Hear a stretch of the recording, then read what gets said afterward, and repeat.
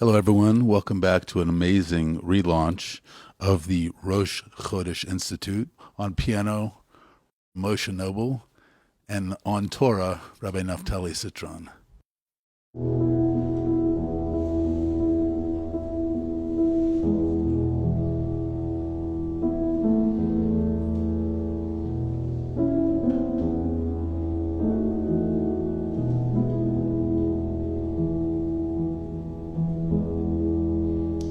This is the month of Tamuz.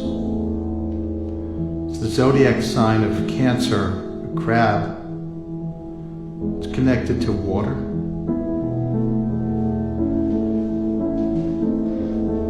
It's connected to the tribe of Reuben.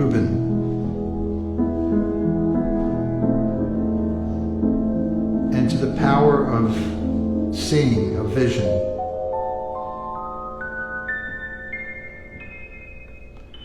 It's also the month that for 40 days, most of it in this month, 12 spies from the children of Israel that were dispatched by Moses scouted out the land of ancient Canaan. They came back, with the exception of 2 of the 12, with a bad report of the land. Most of those 40 days were in this month. So the energy of the month is how to see things and how to not see them improperly, like the eyes of the spies. How not to be that person that sees with so much negativity that they can't have vision. That's what our work is this month. Transforming seeing into envisioning.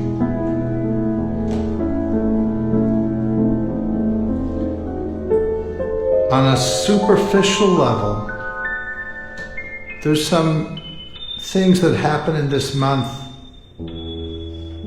such as the breaking of the tablets that we still fast on the 17th of the month of Tamuz to commemorate that and many other tragedies that befell us in the first and second temple period.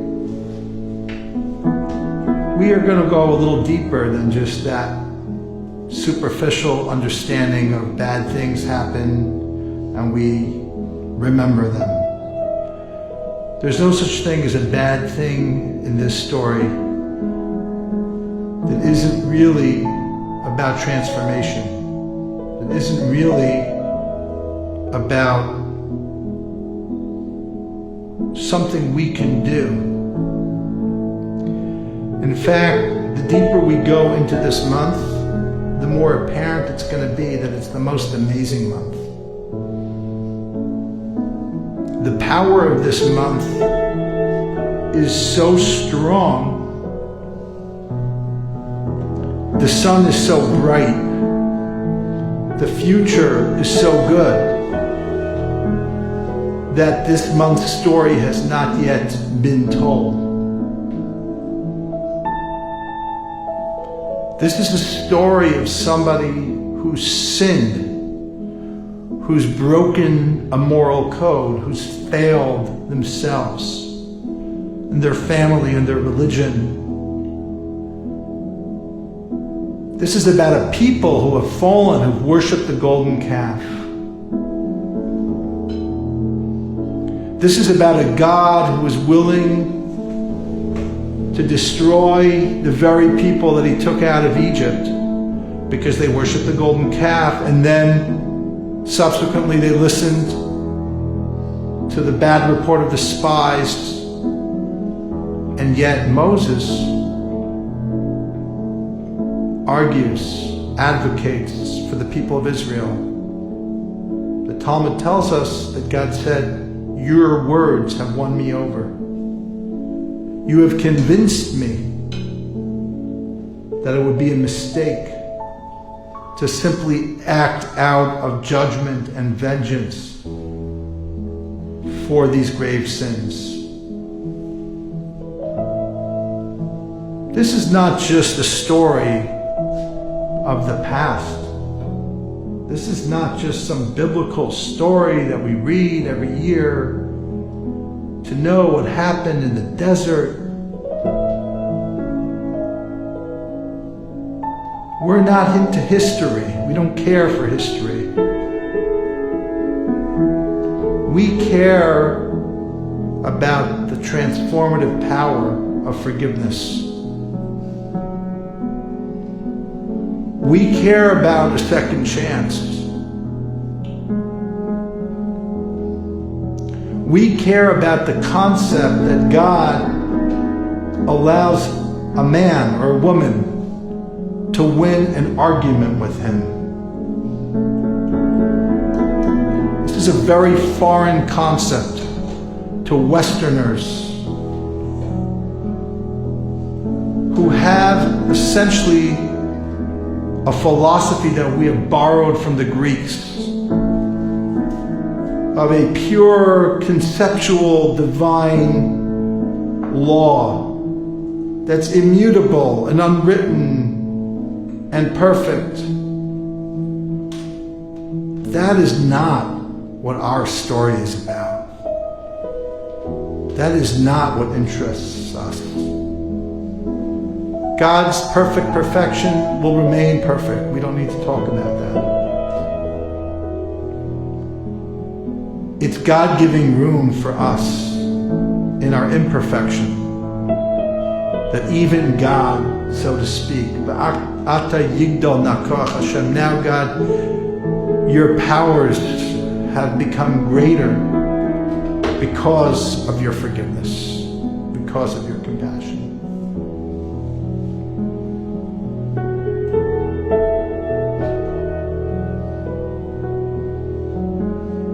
How often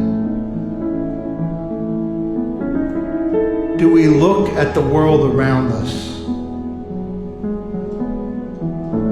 and think about what would other people say? And that is a societal norm that stops us from doing many things that are wrong.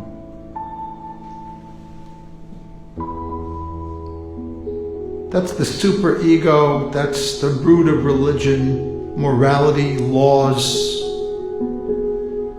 social contracts and constructs, divine and human, each one, lahavdil, not to be equated, but yet there they are. But what about the broken Torah?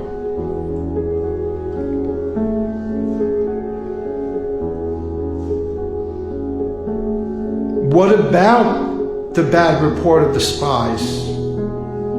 Is there something that can be salvaged from this story in our own lives?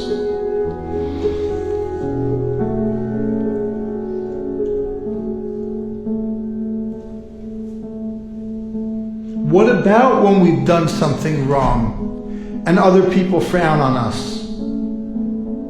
And the best way to fix it is to continue to do what's wrong in their eyes, but what's right in the eyes of God.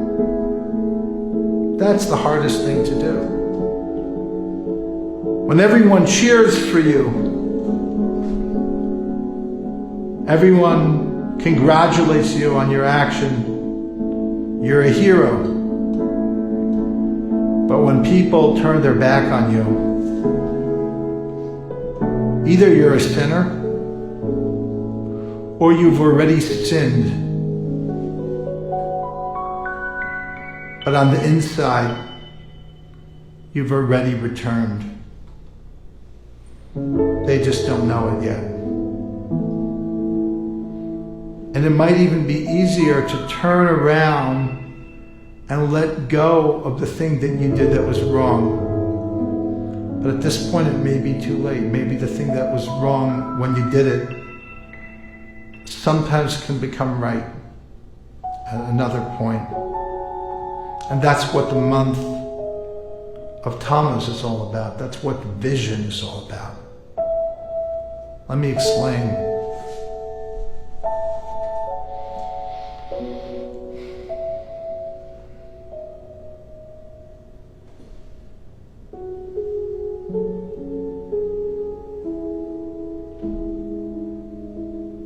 Let's go a little deeper.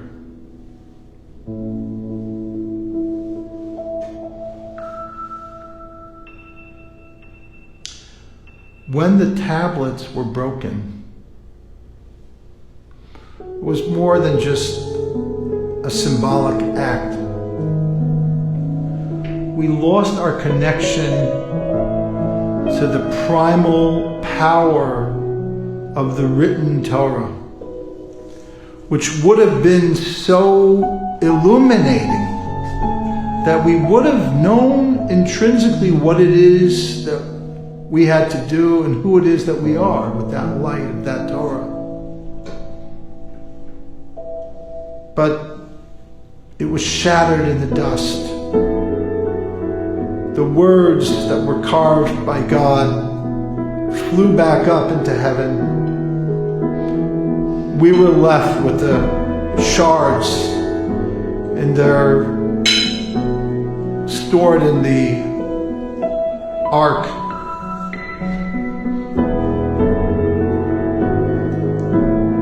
How did we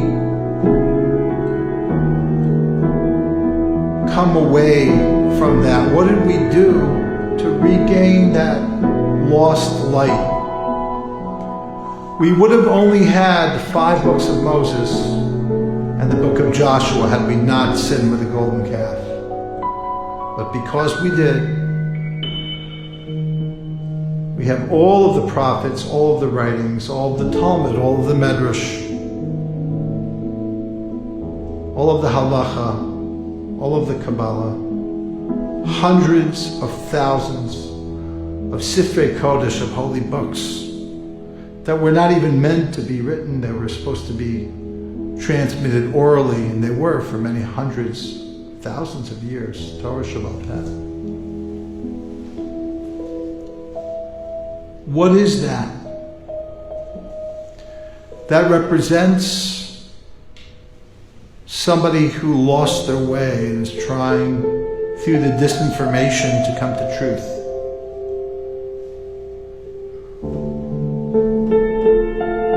Who might have forgotten what it is to truly love with one's soul, but knows that that is still there if they keep yearning for it. It's somebody who might not know that they can actually be in a relationship with God, yet they struggle with every little thing in the world to find and fit it into its proper place, not really knowing that all of the work they're doing on the level of creating vessels, holy vessels, sacred vessels, will also allow the flow of holy water, Mayim Kedoshim,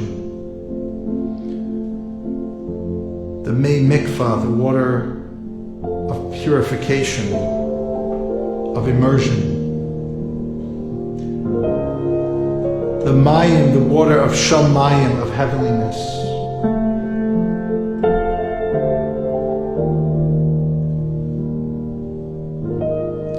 Because there is no light that is not preceded by darkness. There is no genius that isn't precipitated by challenges of breaking out of an existing mold and way of understanding things. That is the power that we're talking about. That's the power of the new Torah that we create. And to do that, we have to transform seeing into vision and darkness into light and confusion into clarity. And specifically when we go through those processes, we will receive a light that's as great, no, even greater than the original Torah in a way, on some level, in terms of the power when it's gone through us. Like a great Rebbe once said, it's not about going through the Talmud. It's about allowing the Talmud to go through you.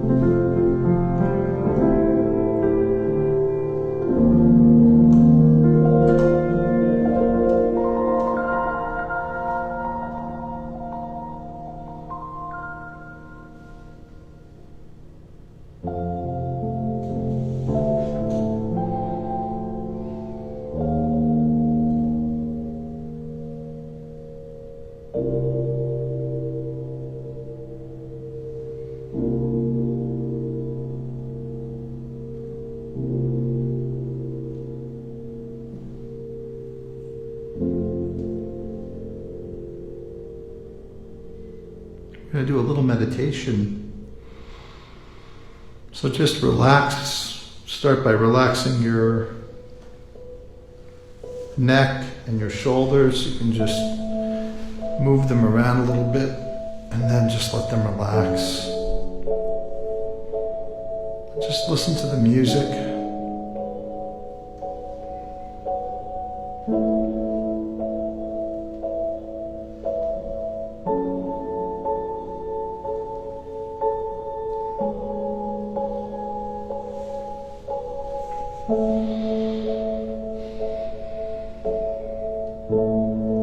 Take a deep breath in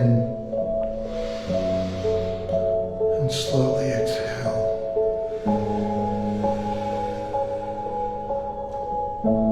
And breathe in again. And exhale.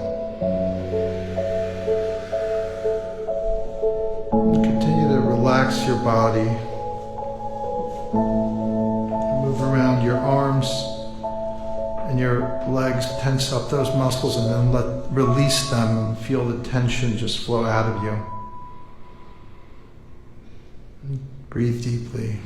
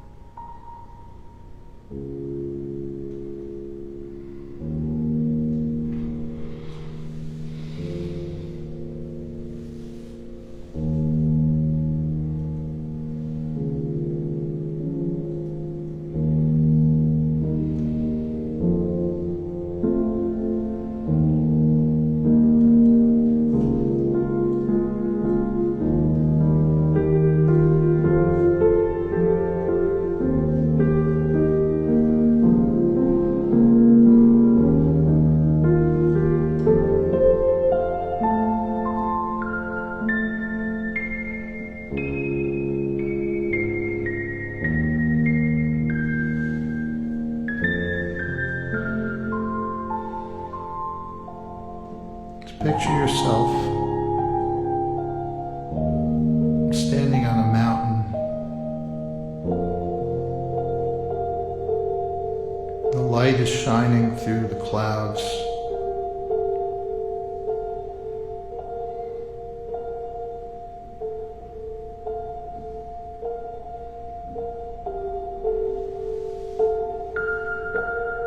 And everything is very green and blue. And red.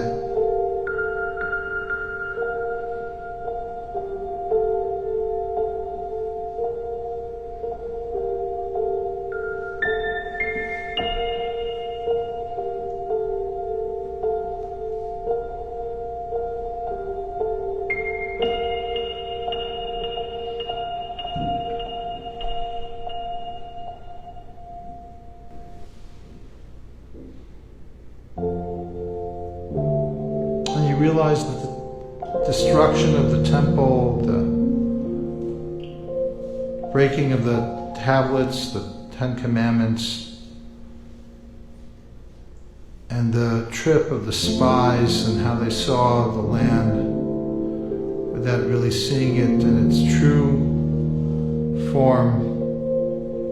It's still very much a part of the world that we're inhabiting. All of the stress that we have right now are those archetypal stories resurfacing.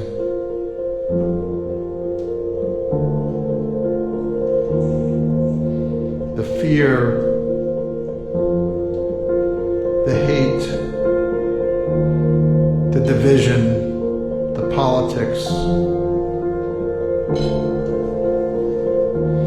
It would be nice if everything could just go back to some mythical Garden of Eden. If it could just go back to the way it was when we received the 10 Commandments. Ki ish echad b'lev echad. We were one people with one heart.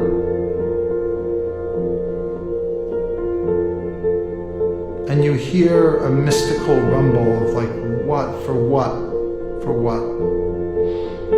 What do I need this for?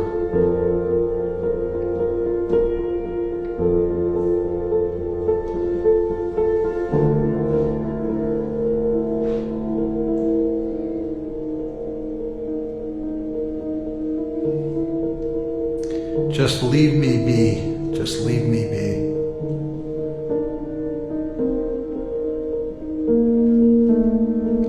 Let go of me.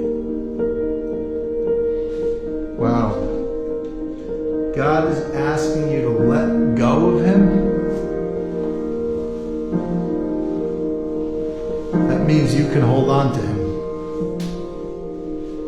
Which means maybe now is the time to hold on for dear life.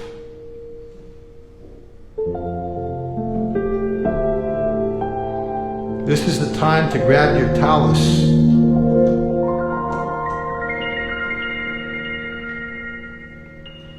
This is the time to pray with everything you've got. This is the time that the world needs forgiveness more than ever. We have to stop judging each other as much as forgiving ourselves and one another.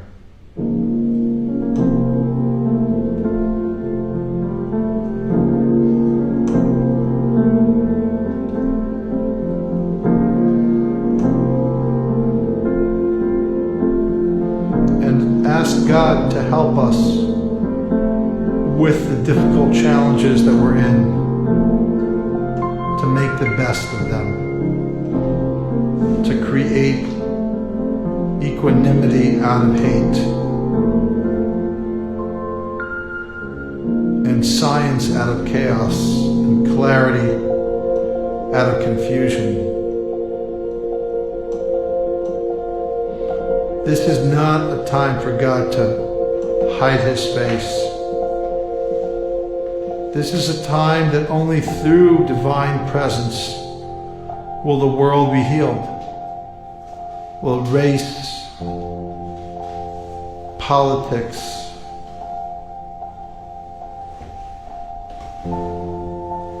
countries, families begin to grow, to heal their wounds.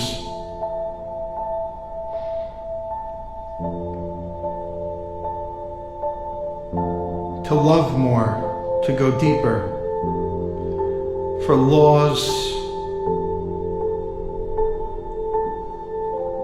to learn from the Talmud, to learn from the idea that you and I, like Moses, can win an argument if we believe in the power of atonement. If we believe and can hope that we can become better people. And I can tell you personally, some of the very hardships that we face are also the moments that we awaken to decide to make a difference in this world.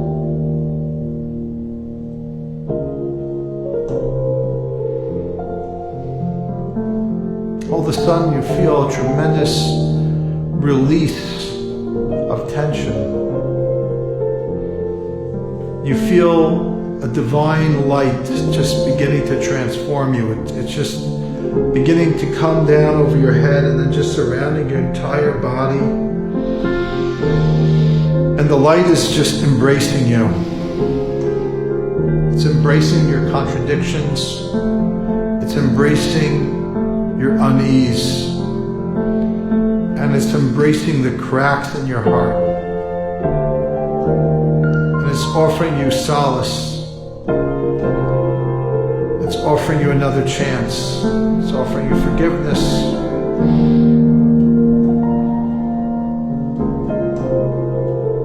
And most of all, it's offering you tools of how to rethink and reimagine the challenges that just a moment ago you may have not had the potential in your own mind to think you could overcome.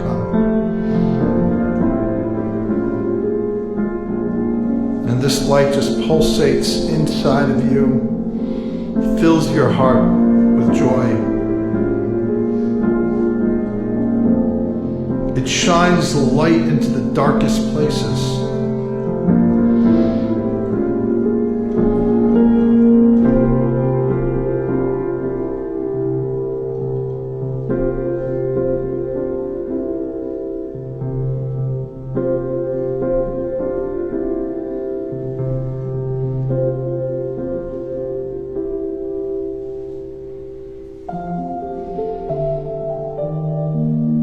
This light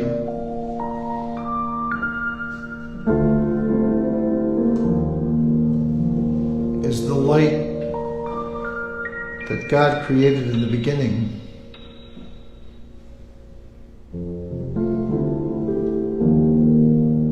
And was hidden.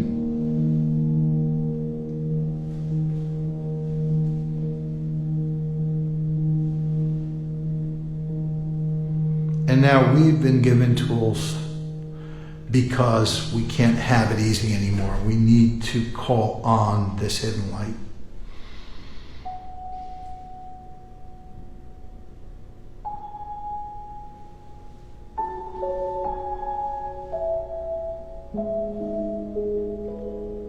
And we need to become ambassadors of light. Little prophets with dreams and visions of justice and peace, of forgiveness and transformation.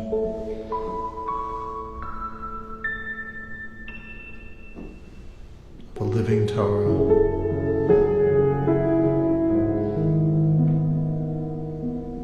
That makes room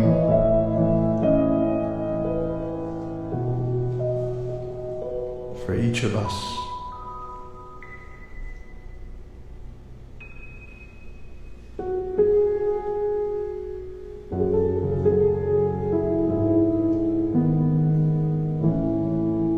You look around the mountain. The mountain is now glowing with light. Beautiful light. The green is just so beautifully sparkling now. The blue sky is not just blue anymore. It's heaven itself. It's a reflection of our soul, of our oceans and rivers and seas.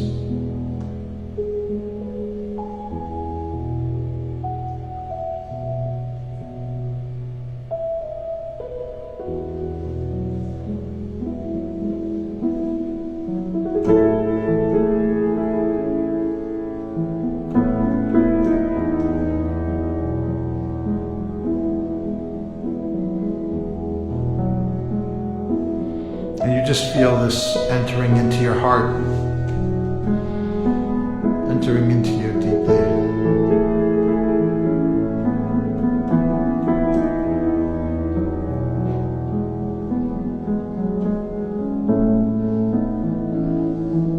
Don't give up.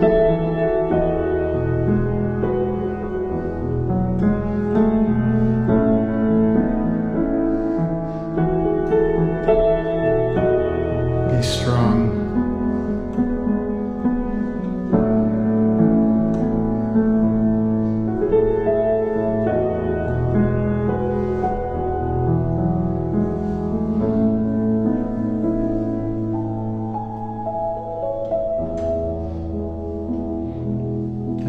Just look out over the vistas,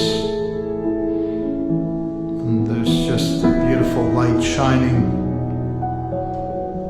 far and wide, a beautiful summer ahead, a beautiful full month of Tamuz.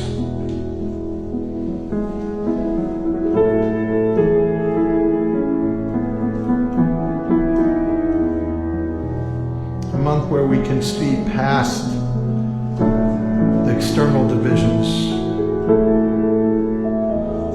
a month that we can see past the judgments, a month that we can see past just the critical things that may not be perfect yet. It's not that we should lack judgment, but it's that we should not allow judgment to destroy us from within. We shouldn't allow judgment to turn into uncontrollable anger and hate.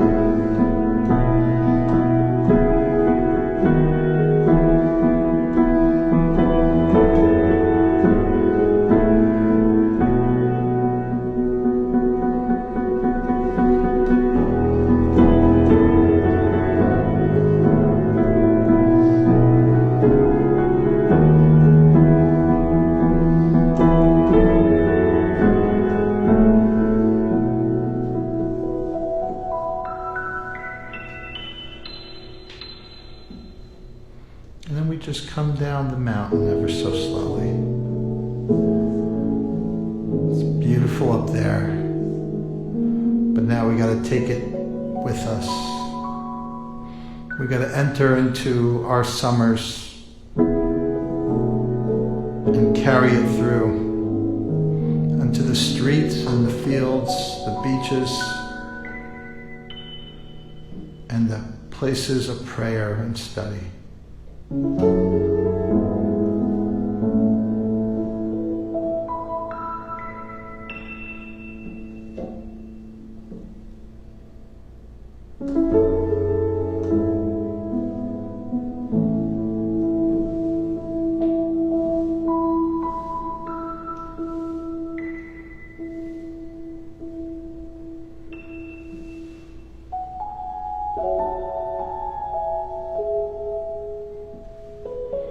Just hold it, just like the music, hold it with you.